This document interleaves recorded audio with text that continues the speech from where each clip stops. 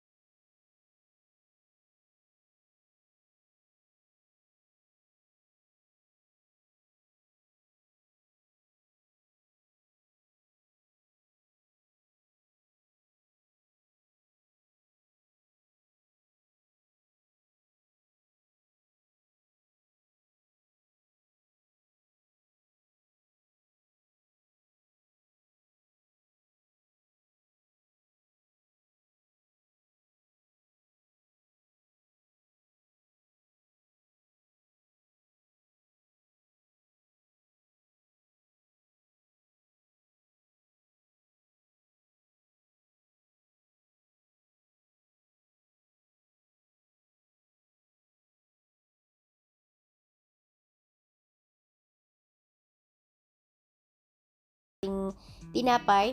Then, ito na yung ating ensaymada caramel. Naglagay ako ng palatandaan sa ibabaw para alam po natin kung ano po yung filling sa loob.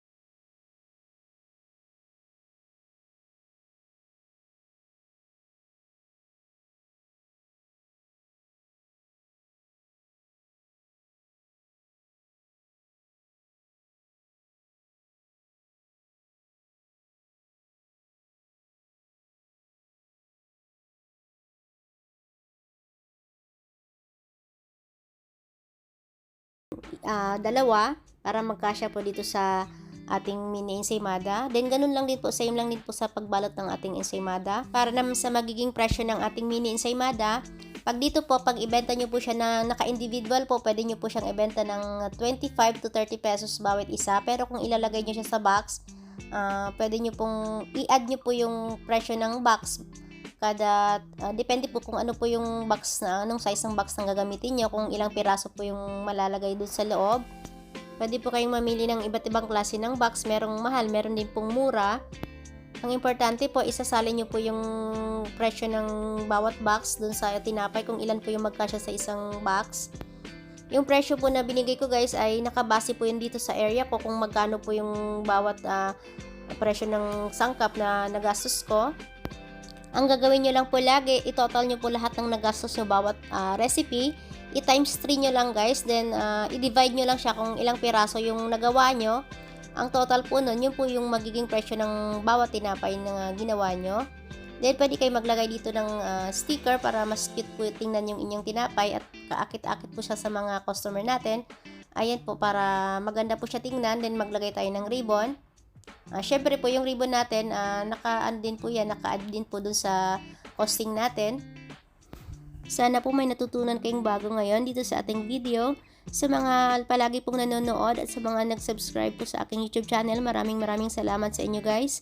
Kita-kits tayo ulit sa aking susunod pang mga videos. Salamat po sa inyong panonood. Mag-iingat po tayo palagi.